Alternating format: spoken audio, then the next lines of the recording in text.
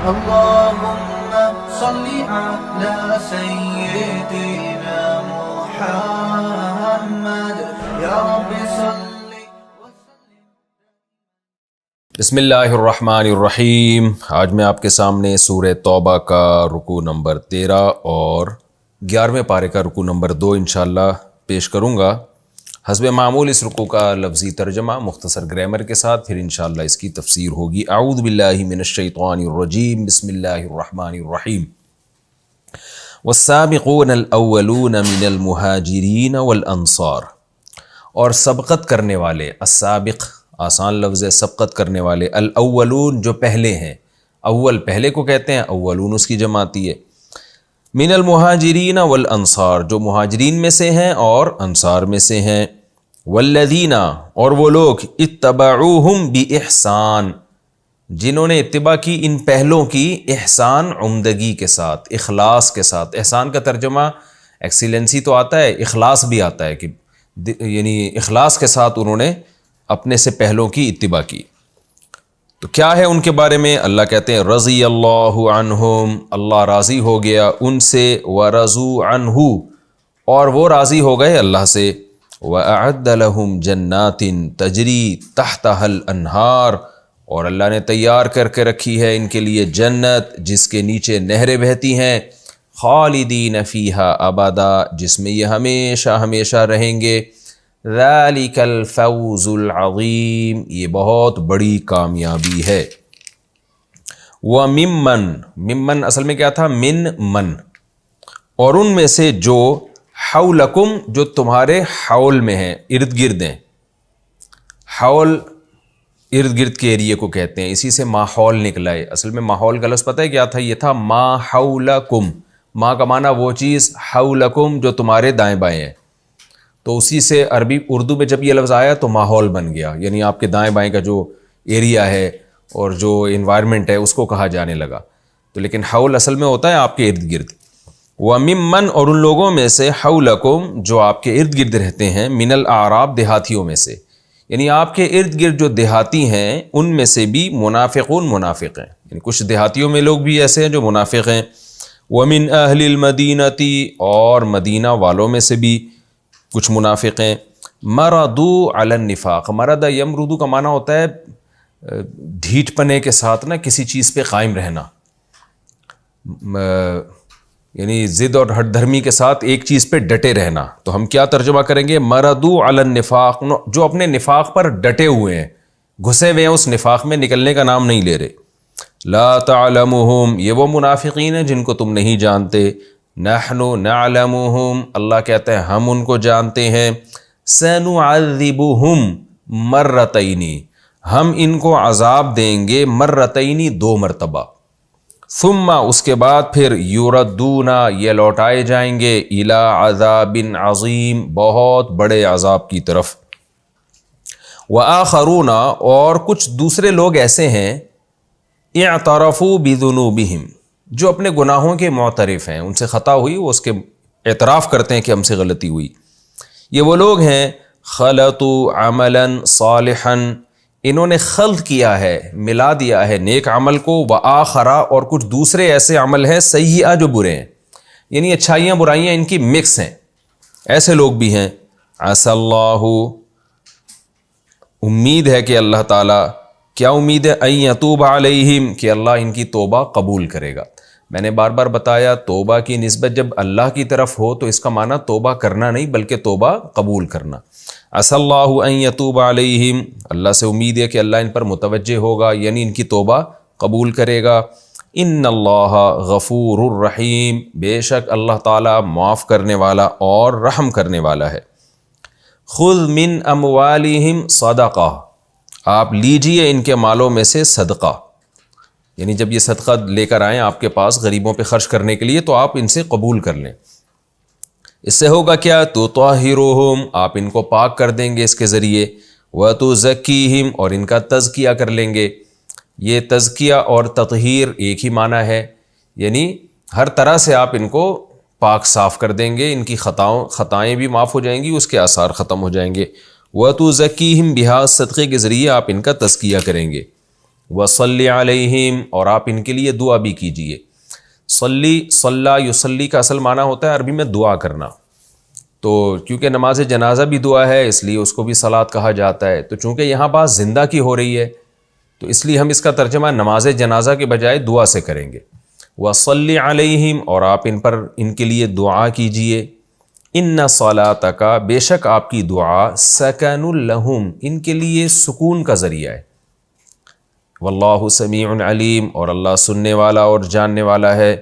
الم یعلموا، کیا یہ لوگ جانتے نہیں ہیں، ان اللہ هو یقبل التوبۃ عن عبادہ، کہ وہ توبہ قبول کرتا ہے اپنے بندوں سے، ویأخذ الصدقات، اور اللہ ہی صدقے وصول کرتا ہے، وان اللہ هو التواب الرحیم، اور بے شک اللہ تعالیٰ خوب توبہ قبول کرنے والا اور رحم کرنے والا ہے۔ وَقُلِ اعْمَلُوا، اصل میں تھا قُلْ اعْمَلُوا، اور آپ ان سے کہہ دیجئے اعْمَلُوا، عمل کرو تم، فَسَيَرَى اللَّهُ عَمَلَكُمْ، عن قریب اللہ تمہارے عمل کو دیکھے گا، وَرَسُولُهُ، اور رسول بھی دیکھیں گے، وَالْمُؤْمِنُونَ، اور باقی مومنین بھی دیکھیں گے، وَسَتُرَدُّونَ، واو کا معنی اور سا کا معنی عن قریب، تردون، تم لوٹائے جاؤ گے، رد کیے جاؤ گے، اِلَى عَالِمِ الْغَيْبِ وَالشَّهَادَةِ، اس ذات کی طرف جو غیب کا علم بھی جانتا ہے اور جو چیزیں ظاہر ہیں، شہادت کا مطلب جو ظاہر ہیں ان کا علم بھی جانتا ہے۔ فَيُنَبِّئُكُم، پس وہ اللہ تمہیں خبر دے گا، بِمَا كُنتُمْ تَعْمَلُونَ، ان اعمال کی جو تم کیا کرتے تھے۔ وَآخَرُونَ، اور کچھ لوگ ایسے ہیں، مُرْجَوْنَ، ارجا یرجی ارجاءً کا معنی مہلت دینا، امید دلانا، دونوں معنی میں آتا ہے۔ رجا کہتے ہیں امید کو، یہاں ارجا کا معنی مہلت دینا ہے، مہلت دینے کے معنی میں بھی آتا ہے۔ تو مرجون اصل میں تھا مرجویون، ان کو مہلت دی گئی ہے۔ وآخرون مرجون، یعنی ان کا مہلت کا مطلب یہاں ہوگا ملتوی کیا گیا، ان کا معاملہ ڈیلے کیا گیا ہے۔ وآخرون مرجون لأمر اللہ، اور کچھ ایسے لوگ بھی ہیں جو اللہ کے حکم کے وقت تک کے لیے ان کے معاملے کو ڈیلے کیا گیا ہے، یعنی ان کو ڈیلے کیا گیا ہے اللہ کے حکم تک کے لیے۔ کیا مطلب؟ ان کے معاملے کو ڈیلے کیا گیا ہے۔ وہ معاملہ کیا ہے؟ یعنی اس وقت تک کے لیے ان کا معاملہ لٹکا ہوا ہے، ان کو ڈیلے کیا گیا ہے کہ ابھی صبر کرو، اللہ کا حکم تمہارے بارے میں آئے گا تو ہم بتائیں گے تمہارے ساتھ کیا کرنا ہے۔ وہ کیا حکم ہے؟ اما یعذبہم، اما کا معنی ہوتا ہے یا تو اللہ ان کو عذاب دے گا، و اما یتوب علیہم، یا اللہ ان کی توبہ قبول کر لے گا۔ واللہ علیم حکیم، اور اللہ جاننے والا اور حکمت والا ہے۔ والذین، اور وہ لوگ، اتخذوا مسجدا، جنہوں نے ٹھہرا لی ایک مسجد، ضرارا، ضرر پہنچانے کے لیے، وہ لوگ جنہوں نے بنائی ایک مسجد ضرر پہنچانے کے لیے۔ ضرار کا معنی ضار یضار مضاررتن، زارر یزارر، ضارب یضارب کی طرح، جیسے قاتل یقاتل کا مصدر قتال آتا ہے تو زارر یزارر ضرار، یعنی ضرر پہنچانا۔ وکفرن، اور کفر کے لیے، وتفریقا بین المؤمنین، اور مسلمانوں میں پھوٹ ڈالنے کے لیے، وارصادا لمن حارب اللہ ورسولہ من قبل، اور اس شخص کی گھات بنانے کے لیے، اس شخص کا ٹھکانہ بنانے کے لیے، لمن، اس شخص کا، حارب اللہ ورسولہ، جو اللہ اور اس کے رسول سے جنگ کرتا رہا ہے، من قبل، اس سے پہلے۔ یعنی وہ لوگ جنہوں نے ایک مسجد بنائی نقصان پہنچانے کے لیے، کفر کی وجہ سے، کفر کے لیے، تاکہ کفر معاشرے میں پھیلائیں، یعنی کفر کی باتیں کریں وہاں پہ۔ وَتَفْرِيقًا بَيْنَ الْمُؤْمِنِينَ، مومنین میں پھوٹ ڈالیں۔ وَإِرْصَادًا، رصد کسے کہتے ہیں؟ گھات کو۔ رصد گاہ کسے کہتے ہیں؟ جو سائنسدان جس میں جو ہے نا گھات لگانے کے لیے بیٹھتے ہیں، ستاروں کو دیکھ رہے ہوتے ہیں، اس کو رصد گاہ، یہ لفظ عربی سے آیا ہے، کیونکہ پہلے جو مسلمان سائنٹسٹ تھے وہ بیٹھے رہتے تھے گھات میں خوردبینیں دوربینیں لگا کے، تو وہیں سے یہ لفظ جو ہے نا رصد گاہ، تو مرصد یا مرصاد گھات کو کہا جاتا ہے، انتظار، ترصد۔ تو یہاں مطلب کیا ہے کہ ٹھکانہ، یعنی وہ بیٹھے گا یہاں، تعاقب بھی کرے گا اور مشورے بھی لے گا۔ کون؟ وہ شخص جو اللہ اس کے رسول سے جنگ کرتا رہا ہے۔ تو ان لوگوں کا حکم کیا ہے وہ آگے آ رہا ہے، لیکن درمیان میں اللہ ایک بات ان کے بارے میں کہہ رہے ہیں، وَلَا يَحْلِفُنَّ، یہ لوگ حلف اٹھائیں گے ضرور بالضرور۔ کیا حلف اٹھائیں گے؟ ان اردنا کہ نہیں ارادہ کیا ہم نے الا الحسنى مگر اچھائی کا، یعنی ہم نے مسجد بنائی ہے اور ہمارا ارادہ اچھائی ہے۔ واللہ ان کے بارے میں اللہ کہتا ہے واللہ یشہد اللہ گواہی دیتا ہے انہم کہ بے شک یہ لوگ لکاذبون البتہ تحقیق کاذبون جھوٹے ہیں اس دعوے میں۔ لا تقم فیہ ابدا اے نبی آپ قیام نہ کریں اس مسجد میں ابداً کبھی بھی۔ قام یقوم قیامن کا معنی قیام کرنا، آپ اس میں کبھی بھی قیام نہ کریں یعنی نماز نہ پڑھیں یہاں جا کے۔ لمسجد لام تاکید کے لیے، مسجد کا معنی مسجد، اسیسا کا تاسیس کسے کہتے ہیں؟ بنیاد رکھنا، کسی چیز کو بنانا۔ اساس اردو میں لفظ استعمال ہوتا ہے نا، کہتے ہیں اس چیز کی اساس یہ ہے۔ لمسجد اسسا علی التقوی، وہ مسجد جس کی بنیاد تقوی پر رکھی گئی، من اول یوم پہلے دن سے ہی، یعنی پہلے دن سے ہی اس کی بیس ہی تقوی تھی، تقوی کی بیس پہ اس کی بنیاد رکھی گئی۔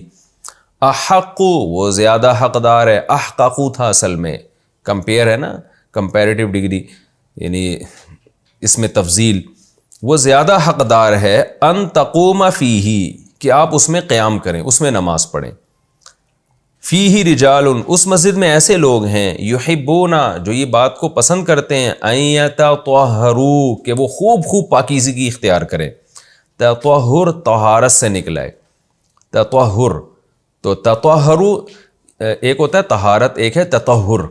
تطہر باب تفاعل ہے، تفاعل کے باب میں تکلف پایا جاتا ہے، تو اس کا ترجمہ کیا ہوگا کہ اس مسجد میں ایسے لوگ آتے ہیں جو یہ چاہتے ہیں، جو پسند کرتے ہیں اس بات کو ان یتطہروا کہ خوب خوب پاکیزگی اختیار کریں، خوب پاک صاف رہیں۔ واللہ یحب المطہرین، مطہرین اصل میں تھا متطہرین، متصرفین کی طرح، متکلفین کی طرح باب تفاعل سے، تو متطہرین کو مطہرین پڑھا گیا ہے۔ واللہ یحب المطہرین اور اللہ خوب خوب پاک رہنے والوں کو پسند کرتا ہے۔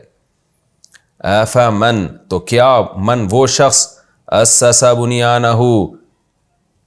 علی تقوی من اللہ کہ جس نے بنیاد اس ایک مسجد کی بنیاد رکھی ہو علی تقوی من اللہ اللہ کی طرف سے تقوی پر۔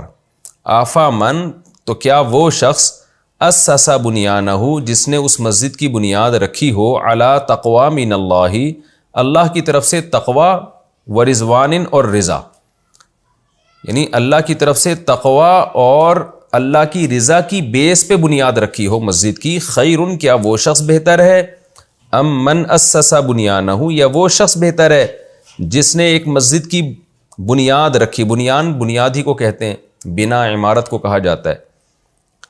علی شفا جرفن، شفا کنارے کو کہتے ہیں، جرف کہتے ہیں جو پانی کا کنارہ ہوتا ہے نا، جیسے کنویں کا کنارہ جو گرنے والا کنارہ ہوتا ہے، جو بالکل گرنے والا اس لیے کہہ رہا ہوں کہ وہ جو کنویں کا بالکل سائڈ کے جو کنارے ہوتے ہیں یا نہر کے جو سائڈ کے کنارے ہوتے ہیں، تو اس کے بارے میں خطرہ ہوتا ہے گیلے جب زیادہ ہوں گے یا پانی اوپر جائے گا تو یہ نیچے گر جائیں گے۔ ہارن یا ہاریون تھا اصل میں، زاربن کی طرح، اس کا معنی بھی گرنے والا، اور فنہارا یہ تھا اصل میں فنہیارا، انہیار، اس کا معنی بھی گرنا، فنہارا بہی فی ناری جہنم۔ اب ترجمہ دیکھیں، دوبارہ ترجمہ کر دیتا ہوں۔ افمن اسس بنیانہ تو کیا وہ شخص جس نے اس مسجد کی بنیاد رکھی ہو علی تقوی من اللہ و رضوان اللہ کی طرف سے تقوی اور رضوان یعنی رضا کی بنیاد پہ، ایک وہ شخص ہے جس نے اللہ کے تقوی یعنی اللہ کا خوف، تقوی خوف کو کہتے ہیں نا، اللہ کے خوف اور اللہ کی رضا کی بیس پہ مسجد کی بنیاد رکھی ہو، یعنی مسجد کی بنیاد کے پیچھے جذبہ کیا ہے؟ اللہ کا تقوی، اللہ کا خوف اور اللہ کی خوشی، اللہ کی رضا، اس بیس پہ جس نے بنیاد رکھی ہو، خیرن وہ زیادہ بہتر شخص ہے، من اسس بنیانہ یہ وہ زیادہ بہتر ہے جس نے مسجد کی بنیاد رکھی ہو علی شفا جرفن ایک پانی کے کنارے کے، یعنی جرف بھی کنارے کو کہتے ہیں، شفا کا معنی بھی کنارہ، تو یعنی پانی کے کنارے پر، تو مراد کیا ہے؟ پانی کے کنارے کے اوپر، یعنی وہ شفا اسی کو ڈیفائن کر رہا ہے، اسی کی تاکید کر رہا ہے، شفا جرفن جرف کے کنارے پر، تو یہ جو جرف کا کنارہ ہے، ظاہر ہے جیسے جرف میں خطرہ ہوتا ہے کہ نیچے گر جائے گا، تو جرف کا جو کنارہ ہے وہ بھی تو، اس میں بھی تو خطرہ ہے کہ جرف گرتے ہی وہ بھی گر جائے گا. تو اللہ کہتے ہیں علی شفا جرف ہار، ایک ایسے کنویں کے کنارے پر، ہارن جو گرنے والا ہے، جس کے بارے میں ویسے بھی خطرہ ہے کہ تھوڑا سا سیلابی ریلا اوپر آیا تو یہ ویسے ہی گر جائے گا. اور پھر ہوا کیا؟ فنہارا بہی، وہ اس بنیاد کو لے کر بالآخر گر پڑا. کہاں گرا؟ فی ناری جہنم، جہنم کی آگ میں. تفسیر میں انشاءاللہ اس کی ڈیٹیل بتاؤں گا. واللہ لا یہدی القوم الظالمین، اللہ ایسے ظالموں کو ہدایت نہیں دیتا. لا یزال بنیانہم، لا یزالو کا لفظ پہلے کئی بار آ چکا ہے. لا یزالو کا معنی ہوتا ہے کنٹینیو کسی چیز کا رہنا. اس میں لا کا ترجمہ نہیں کیا جاتا. میں نے بتایا تھا نا، زالا یزالو اصل میں سمیع یسمعو سے کی طرح ہے، یزولو تھا اصل میں. تو زالا یزالو کا معنی ہوتا ہے زائل ہو جانا، ختم ہو جانا. لا یزالو کا معنی ختم نہ ہونا، تو مطلب کنٹینیو رہنا کسی چیز کا. تو لا یزال بنیانہم الذی، کنٹینیو رہے گی، مسلسل رہے گی ان کی وہ عمارت، الذی بنو، وہ عمارت جو انہوں نے بنائی ہے. بنو ضربو کی طرح، وہ عمارت جو انہوں نے بنائی ہے وہ مسلسل رہے گی. کیا رہے گی؟ ریبتن فی قلوبہم، ان کے دلوں میں شک کا ذریعہ، تردد کا ذریعہ رہے گی. ان کے دلوں میں کھٹکتی رہے گی وہ عمارت، یوں صحیح ترجمہ ہوگا. ریبہ شک کو کہتے ہیں، یعنی جو عمارت انہوں نے بنائی ہے وہ ہمیشہ ان کے دلوں میں کھٹکتی رہے گی. ایک خوف رہے گا ان کے دلوں میں کہ ہم نے کیا ہے. اللہ یہ کہ ان تقطع قلوبہم، کہ ان کے دل ہی کٹ جائیں، دل ہی ختم ہو جائیں. قطع یقطع کا معنی کاٹنا اور تقطع کا معنی کٹ جانا. اللہ یہ کہ ان کے دل ہی فنا ہو جائیں. یعنی دل میں انسان کے خوف ہوتا ہے نا، تو ہم کہتے ہیں نا اس کا دل جب تک ختم نہیں ہوگا تو خوف بھی ختم نہیں ہوگا. کیا مطلب؟ ہمیشہ اس کے دل میں خوف رہے گا. تو یہ بھی ایک محاورہ ہے. اس کا مطلب یہ نہیں کہ جب دل ان کے ختم ہو جائیں گے اور یہ مر جائیں گے تو ان کے دل سے خوف ختم ہو جائے گا، یہ مطلب نہیں. یہ ایک محاورہ ہے کہ ہمیشہ ان کے دل میں وہ عمارت جو انہوں نے بنائی ہے وہ کھٹکتی رہے گی. واللہ علیم حکیم، اور اللہ جاننے والا اور حکمت والا ہے. یہ اس کا لفظی ترجمہ ہو گیا مختصر گرامر کے ساتھ. اب ہم انشاءاللہ اس کی تفسیر کی طرف چلتے ہیں.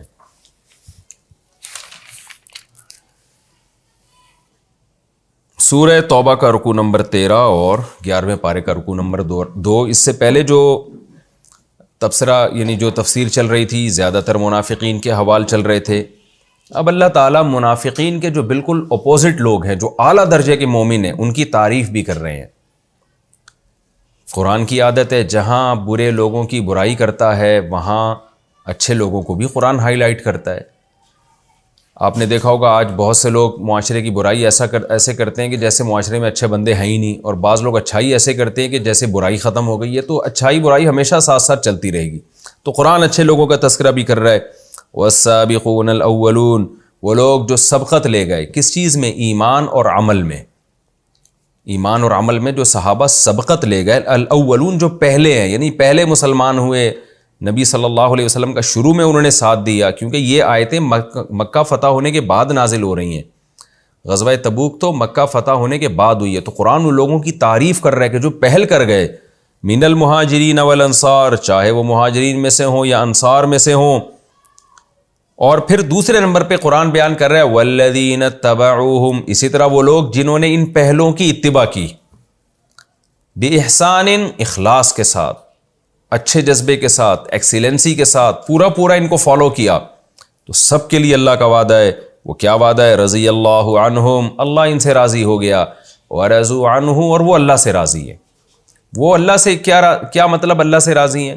اللہ ان سے راضی ہو گیا، یہ تو سمجھ میں آتا ہے کہ جو پہلے گزر چکے ہیں ہم نے ان کو فالو کرنا ہے، صحابہ، تابعین، تبع تابعین.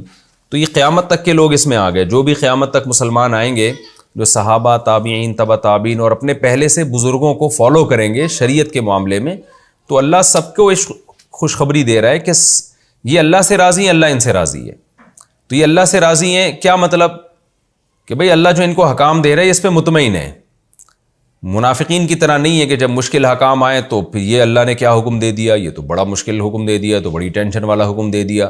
تو جب یہ اللہ سے راضی ہیں، پھر اللہ ان کے ساتھ کوئی جو بھی احوال کرے، خوشی میں بھی اللہ سے خوش ہیں، غم میں بھی اللہ سے خوش ہیں.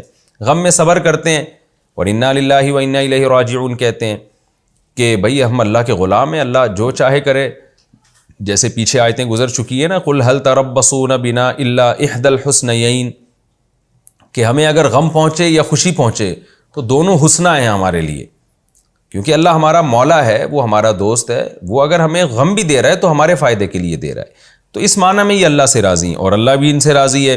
وَأَعَدَّ لَهُمْ جَنَّاتٍ, جب اللہ راضی ہوتا ہے تو پھر اس کے بدلے میں کیا دیتا ہے؟ اللہ کہتے ہیں میں نے ان کے لیے باغات تیار کر کے رکھے ہیں جن کے نیچے نہریں بہتی ہیں, خالدین فیہا ابدا, ہمیشہ ہمیشہ ان باغات میں یہ رہیں گے.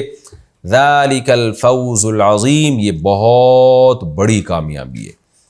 تو اللہ نے ہمیں بتا دیا کہ ایک طرف یہ منافقوں کا ٹولہ ہے اور ایک طرف مخلص صحابہ تابعین اور ان کو فالو کرنے والے لوگ ہیں, تو تم اپنا شمار کن لوگوں میں کرنا چاہتے ہو؟ آگے اللہ نے اور مزید کچھ منافقین کا ذکر کیا. اب تک جتنے منافقین کا تذکرہ ہے یہ وہ لوگ ہیں جن کو رسول اللہ صلی اللہ علیہ وسلم اور صحابہ کرام پہچانتے تھے, لہذا ان سے ہوشیار بھی رہتے تھے. لیکن قرآن ہوشیار کر رہا ہے نبی صلی اللہ علیہ وسلم کو اور صحابہ کو کہ بہت سے منافقین ایسے ہیں کہ جو اتنے ہوشیار ہیں, اتنے چالاک ہیں کہ ان کے بارے میں صرف ہمیں علم ہے, آپ کو علم نہیں ہے. وہ لفاظی اور چکنی چپڑی باتوں سے ایسے لگیں گے جیسے ان سے زیادہ نیک دنیا میں کوئی مسلمان نہیں ہے. تو نبی صلی اللہ علیہ وسلم کو ہوشیار کیا جا رہا ہے کہ آپ ان سے ہوشیار رہیں, اور ان بدبخت منافقین کو وعید سنائی جا رہی ہے کہ تمہارے لیے دگنا عذاب ہے.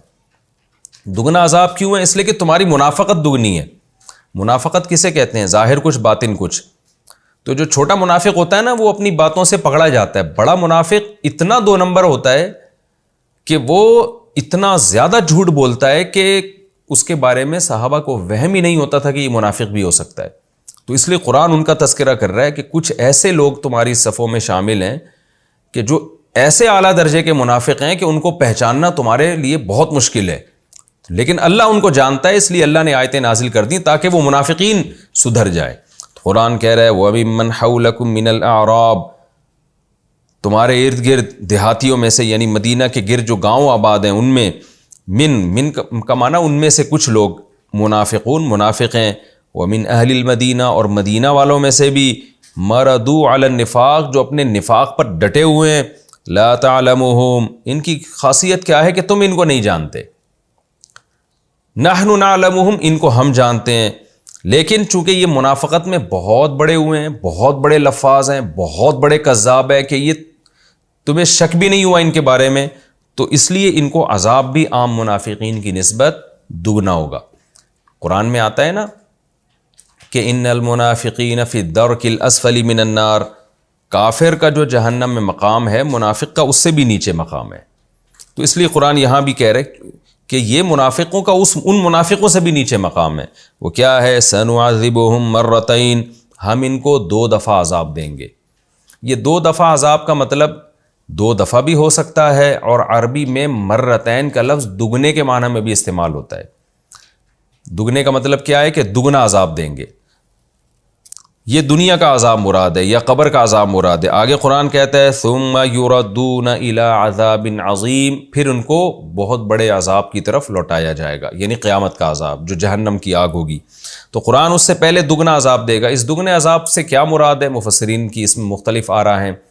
بعض حضرات نے کہا کہ نفاق خود ایک عذاب ہے, کیونکہ منافق کو ہر وقت کھٹکا لگا رہتا تھا کہ بھئی میری پول پٹیاں نہ کھل جائیں, تو ان کو ڈبل کھٹکا لگا رہتا تھا.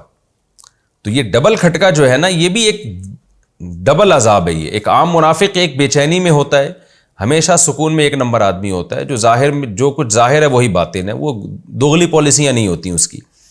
تو منافق کی دوغلی پالیسی کی وجہ سے وہ ہر وقت عذاب میں رہتا ہے, یہ بے سکونی ہے. تو قرآن کہہ رہا ہے کہ ان کو وہ والی بے سکونی والا عذاب دگنا ہوگا. اور بعض نے کہا اس سے مراد ہے دنیا میں ذلت اور قبر کا عذاب, تو یہ بھی دگنا عذاب ہے کہ دنیا میں بھی ذلت ہوگی اور قبر میں بھی, اور پھر آخرت میں ان کو عذاب عظیم کی طرف لوٹایا جائے گا. خلاصہ اس کا یہی نکلا کہ وہ منافق جو اعلیٰ درجے کے منافق ہیں, جن کا صحابہ کو وہم بھی نہیں ہو رہا تھا کہ یہ بھی منافق ہو سکتے ہیں, ان کو اللہ تعالیٰ دگنا عذاب دیں گے. وَآخَرُونَ اعْتَرَفُوا بِذُنُوبِهِمْ خَلَطُوا عَمَلًا صَالِحًا, کچھ لوگ ایسے ہیں قرآن کہہ رہا ہے کہ جن سے اچھائیاں بھی ہوئی ہیں اور کچھ گناہ بھی ہوئے ہیں ان سے, یعنی تبوک میں جو پیچھے رہ گئے تھے ان کا تذکرہ ہو رہا ہے. یہ تو سارے تبوک میں پیچھے رہنے والے منافقین کا تذکرہ چل رہا تھا نا. 3 قسم کے لوگوں کا اللہ نے ذکر، 4 قسم کے لوگوں کا اللہ نے ذکر کیا. ایک منافق جو نارمل منافق ہوتے ہیں، دوسرے وہ منافق جو نفاق میں بہت پکے ہیں، ان کا تذکرہ بھی ہو گیا. تیسرے وہ جو ایمان میں بہت پکے ہیں، جن کو والسابقون الاولون من المہاجرین والانصار اس رکوع کے شروع میں جن کا تذکرہ ہوا. چوتھے وہ لوگ جو ایمان میں کچے ہیں. یعنی 4 طبقے ہو گئے. ایمان میں انتہا کو پہنچے ہوئے، نمبر 2 ایمان میں انتہا کو نہیں پہنچے ہوئے بلکہ نیکی اور برائیاں ان کے اعمال میں دونوں چیزیں شامل ہیں مسلمان لیکن ان سے کچھ غلطیاں بھی ہوئی ہیں، اچھائیاں بھی ہوئی ہیں. اور تیسرے منافق جو نارمل منافق، اور چوتھے وہ منافق جو اعلیٰ درجے کے منافق ہیں. تو یہ 4 طبقات کا اس صورت میں اللہ نے تذکرہ کیا. تو اب اس طبقے کا تذکرہ چل رہا ہے کہ جو ہیں تو مومن لیکن ان سے کچھ خطائیں بھی ہوئی ہیں. یہ کون لوگ ہیں؟ جو غزوہ تبوک میں پیچھے رہ گئے تھے. ان میں 2 قسم کے صحابہ تھے. ایک تو وہ تھے کہ جو کوئی عذر نہیں تھا، مخلص صحابہ تھے، ہر جنگ میں نبی صلی اللہ علیہ وسلم کے ساتھ شریک رہے. تو جب ان کو پتہ چلا کہ رسول اللہ صلی اللہ علیہ وسلم تبوک سے واپس آ رہے ہیں اور ان کو پتہ تھا ہم جو تبوک میں شریک نہیں ہوئے تو اس کی وجہ صرف سستی تھی اور کوئی وجہ نہیں تھی، دل نہیں چاہ رہا تھا. ظاہر ہے جہاد ایک مشکل کام ہے. تو لیکن ان کو ندامت کا احساس ہو گیا کہ ہم اب پیغمبر صلی اللہ علیہ وسلم کو اپنا چہرہ دکھائیں گے کیسے. تھے مخلص صحابہ. تو ان میں سے انہوں نے کیا کیا، اپنے آپ کو مسجد نبوی کے ستون سے باندھ لیا کہ جب تک اللہ ہماری توبہ قبول نہیں کرتا ہم اپنے آپ کو ستون سے کھولیں گے نہیں. صرف نماز کے وقت ان کی زوجہ آ کے ان کو کھول دیتی ہیں، اس کے بعد پھر یہ باندھ لیتے. تو اللہ تعالیٰ نے ان کی توبہ قبول کی اور اس کا تذکرہ ان آیتوں میں ہے. دوسرے وہ صحابہ تھے کعب ابن مالک اور ہلال ابن امیہ اور مرارہ ابن ربیع. ان میں مرارہ ابن ربیع تھوڑے سے ایجڈ تھے اور ہلال ابن امیہ بھی تھوڑے ایجڈ تھے، اور یہ جو کعب ابن مالک تھے یہ بالکل ینگ اور جوان تھے. یہ تینوں مالدار صحابہ تھے، ان کو بھی کوئی عذر نہیں تھا غزوہ تبوک میں نہ جانے سے. لیکن کیا ہوا کہ یہ بھی نہیں گئے، اور جب نبی صلی اللہ علیہ وسلم تبوک سے واپس آئے تو آپ صلی اللہ علیہ وسلم نے تینوں کو بلایا. تو یہ کعب ابن مالک رضی اللہ تعالیٰ عنہ کی بڑی لمبی حدیث ہے، صحیح بخاری میں بھی ہے، صحیح مسلم میں بھی ہے. بڑی دلچسپ واقعہ ہے، بہت لمبا واقعہ اور بڑا ہی دلچسپ واقعہ ہے. تو آپ کو موقع ملے تو یہ پورا ڈیٹیل سے واقعہ پڑھیں. تو کعب ابن مالک رضی اللہ تعالیٰ عنہ کہتے ہیں کہ ہمارے دل میں بھی وسوسے آنے لگے کہ دیکھو یہ جو منافق لوگ ہیں جھوٹ بولتے ہیں کہ یہ عذر تھا اور نبی ان کے عذر کو قبول کر کے چھوڑ دیتے ہیں. تو شیطان ہمارے دل میں بھی وسوسے ڈال رہا تھا کہ ہم بھی آ کے کوئی بہانہ کر دیں. بعض لوگوں نے بھی کہا بھائی تم بھی بہانہ کر دو ورنہ نبی کتنے غضبناک ہوں گے تمہارے اوپر. تو نبی کے غضب سے بچنا بھی تو اللہ کا حکم ہے. کہتے ہیں لیکن ہم نے فیصلہ کیا کہ ہم سچ بولیں گے، ہم جھوٹ نہیں بولیں گے. ٹھیک ہے نبی ناراض ہو جائیں گے لیکن یہ ناراضی وقتی ہوگی. اگر ہم نے جھوٹ بول دیا تو اللہ سے کون بچ سکتا ہے اللہ کے عذاب سے. ہمیں پتہ تھا کہ نبی صلی اللہ علیہ وسلم ہم سے بہت غضبناک ہوں گے، کیونکہ یہ تو نبی نے بہت دن پہلے سے حکم دیا ہوا تھا تبوک میں نکلنا ہے اور شدید لڑائی ہے. تو حضرت کعب ابن مالک رضی اللہ تعالیٰ عنہ فرماتے ہیں کہ میں اور میرے دونوں ساتھی آئے تو نبی کی خدمت میں بیٹھے. آپ صلی اللہ علیہ وسلم نے ہم سے پوچھا آپ تینوں کیوں غائب ہو گئے؟ الم تکن قد ابتعت ظہرک، اے کعب کیا تیرے پاس سواری نہیں تھی، تو نے سواری نہیں خریدی تھی؟ حضرت کعب بن مالک فرماتے ہیں ہم نے بالکل سچ کہہ دیا، یہاں تک بھی کہہ دیا کہ یا رسول اللہ جتنا مال میرے پاس اس موقع پر تھا اس سے پہلے کبھی بھی میرے پاس اتنا مال نہیں تھا. اللہ نے مجھے بہت نوازا تھا، کوئی عذر نہیں تھا اور کوئی میرے پاس عذر نہیں ہے جو میں آپ کے سامنے پیش کروں. غلطی ہے، گناہ کا معترف ہوں میں. تو بخاری مسلم کی حدیث ہے، آپ صلی اللہ علیہ وسلم نے ان سے فرمایا قم حتی یقضی اللہ فیک. دونوں صحابی کو بھی کہا کہ آپ بھی جائیں اور کعب بن مالک کو کہا کہ آپ بھی جائیں، اللہ آپ کے بارے میں فیصلہ کرے گا. جن کا ان آیتوں میں تذکرہ ہے وآخرون مرجون لامر اللہ، وہ ہم ابھی تفسیر میں پڑھتے ہیں. تو میں چھوٹا سا یہ واقعہ ذرا مختصر لفظوں میں آپ کے سامنے پیش کر دوں تاکہ یہ تفسیر پوری طرح سمجھ میں آئے. تو کعب بن مالک رضی اللہ تعالیٰ عنہ اور تینوں صحابہ چلے گئے اور ان کے بارے میں آرڈر یہ ہوا کہ تمام صحابہ کو نبی نے حکم دے دیا کوئی بھی ان سے بات نہ کرے. اچھا حضرت کعب بن مالک فرماتے ہیں نبی کے چہرے پہ غصے اور غضب کے آثار بھی تھے، کیونکہ یہ مخلص لوگ تھے، یہ تو اپنے لوگ تھے. منافقین کے تو آپ عذر سنتے اور کہتے ٹھیک ہے جاؤ اللہ فیصلہ کرے گا تمہارے، یعنی جو تم ظاہر میں کہہ رہے ہو ہم مان لیتے ہیں کہ عذر ہوگا. یہ اپنے لوگ تھے اور انہوں نے اعتراف بھی کیا, تو آپ نے ان کو حکم دیا کہ جاؤ, اور پھر صحابہ کو حکم دیا کہ ان سے کوئی بھی بات چیت نہ کرے. تو حضرت کعب بن مالک فرماتے ہیں کہ یہ دونوں بوڑھے تو گھر میں بیٹھ گئے, تھوڑے ایجڈ تھے, میں تو بازار میں چلتا تھا, نہ کوئی مجھ سے سلام کرتا, نہ کوئی سلام دعا میں سلام کرتا جواب نہیں ملتا مجھے. کہتے یہاں تک کہ میں نماز پڑھنے کے لیے آتا مسجد میں, تو میں دیکھتا کہ جب میں نماز پڑھ رہا ہوں تو نبی میری طرف توجہ کرتے, جیسے ہی میں سلام پھیرتا تو نبی صلی اللہ علیہ وسلم اپنا چہرہ انور مجھ سے پھیر لیتے تھے. کہہ رہے مجھ پر یہ حالات ہو گئے, یعنی 40 دن انہوں نے اس حال میں گزارے ہیں. کہتے ہیں یہ حالات ہو گئے کہ زمین اپنی کشادگی کے باوجود ہمیں جیل خانہ لگنے لگی تھی. 40 دن بہت ہوتے ہیں. اسی اسنا میں کہتے ہیں کہ میں مدینہ کے بازار میں چل رہا تھا کہ اچانک مجھے آواز آئی, من یدلنی علی کعب بن مالک. شام کی طرف سے کوئی بادشاہ آیا تھا عیسائیوں کا, اس کو پتہ چلا تھا کہ کعب بن مالک ایک جوان آدمی ہیں اور محمد صلی اللہ علیہ وسلم کے ساتھ ساری جنگوں میں شریک رہے اور عزت دار آدمی ہے, لیکن ان کے ساتھیوں نے ان کے ساتھ بہت ظلم کیا ہوا ہے, سب نے معاشی بائیکاٹ کیا ہوا ہے, کوئی ان سے بات چیت نہیں کرتا. تو اس غیر مسلم بادشاہ نے ارادہ کیا کہ کعب بن مالک کو ابھی ورغلانے کا ہمارے پاس بہترین موقع ہے کہ بھئی دیکھو, میں ان کو کہوں گا کہ تم جو ہے تمہارے معاشرے میں عزت نہیں ہے, تم نے پیغمبر کا اتنا ساتھ دیا جنگوں میں, تو اپنے ساتھیوں کا اتنا ساتھ دیا, اور آج ان لوگوں نے تمہارا یہ حشر کیا ہے. یعنی حضرت کعب بن مالک فرماتے ہیں کہ ہمیں یہ بھی, ہماری بیویوں کو بھی حکم دے دیا تھا کہ ان سے علیحدگی اختیار کر لو. تو وہ جو 2 بوڑھے صحابی تھے انہوں نے تو قاصد بھجوا کے نبی سے اجازت لے لی کہ یا رسول اللہ ہم بوڑھے ہیں, ہمیں زوجہ میں رغبت بھی نہیں ہے, اور لیکن اگر ہم یہ ہماری بیویاں بھی ساتھ چھوڑ دیں گی تو ہماری گھر میں خدمت کرنے والا کوئی بھی نہیں ہے.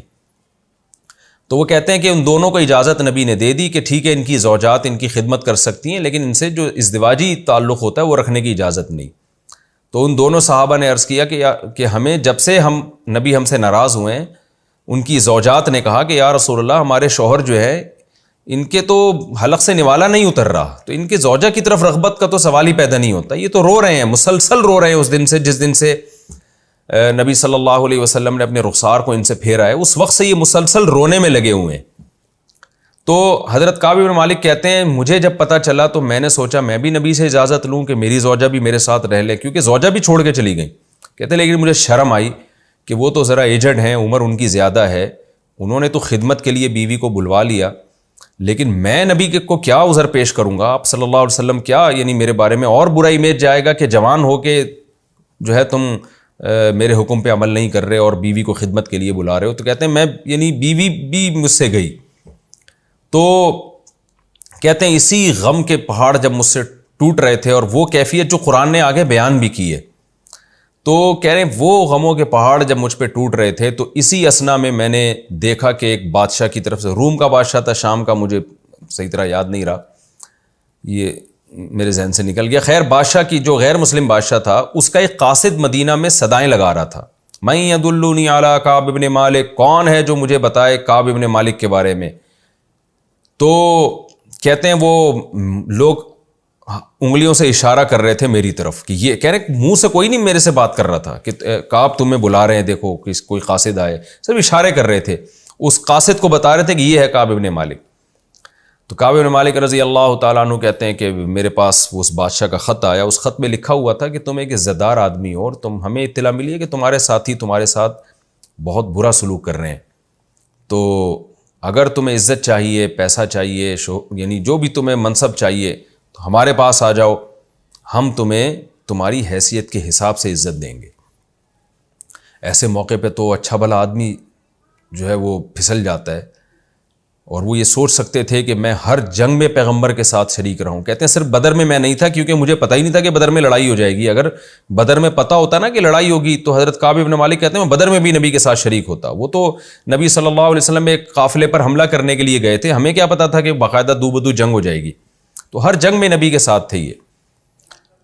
تو اب دیکھیں کیسا شیطان انسان کو ورغلاتا ہے ایسے موقع پہ. لیکن صحابی کا اخلاص دیکھیں, حضرت کعب بن مالک کہتے ہیں جیسے ہی میں نے وہ خط پڑھا میں نے کہا اللہ ایک آزمائش میرے اوپر تبوک کی آئی تھی, اس میں ناکام ہو گیا, اب یہ دوسری آزمائش آئی ہے, کہیں ایسا نہ ہو میں اس میں بھی ناکام ہو جاؤں. تو کہتے میں نے وہ خط پھاڑ کے آگ میں ڈال دیا کہ نہیں بھائی میں پیغمبر کا ساتھ کسی قیمت پہ نہیں چھوڑ سکتا. ٹھیک ہے آپ نے بائیکاٹ کیا, سب کچھ کیا, لیکن اللہ تو ہے نا دیکھنے والا, اللہ سے دعائیں مانگ رہے تھے. تو بالآخر 40 یا 50 دن مکمل ہوئے ہیں کہ نبی صلی اللہ علیہ وسلم پر فجر میں وحی نازل ہوئی, جس کا اگلے رکوع میں انشاءاللہ تذکرہ آئے گا کہ وَعَلَى الثَّلَاثَةِ الَّذِينَ خُلِّفُوا, اللہ نے ان 3 صحابہ کی توبہ بھی قبول کر لی جن کو جنگ میں پیچھے رکھا گیا. یہاں بھی دیکھیں قرآن یہ نہیں کہہ رہا وہ جنگ میں پیچھے رہ گئے, یعنی کسی مسئلہ سے گویا ہم نے ان کو پیچھے رکھا, یعنی اللہ اس کی نسبت گویا اپنی طرف کرنے کہ ہم نے لوگوں کو گویا, یعنی جب ظاہر ہے جب گناہ کی توبہ اللہ نے قبول کر لی تو اب اللہ ان کو عار بھی نہیں دلا رہے کہ تم پیچھے رہ گئے تھے.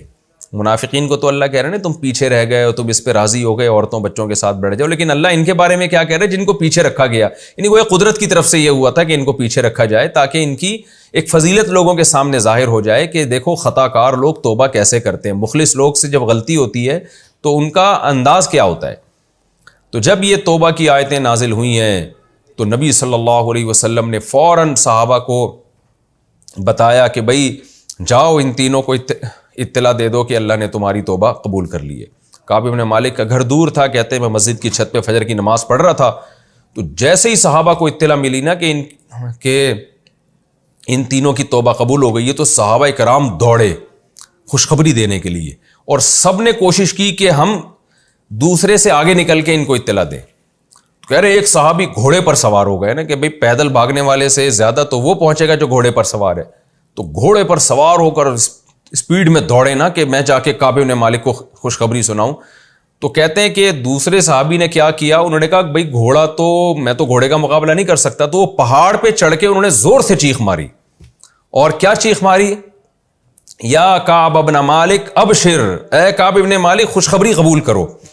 کہہ رہے تھے وکان الصوت اسرع من الخیل, جو من الفرس, کہ جو آواز کی سپیڈ ہے وہ بہرحال گھوڑے کی رفتار سے زیادہ ہے. حضرت کعب بن مالک کہتے ہیں کہ آواز کی رفتار تو گھوڑے سے زیادہ ہے.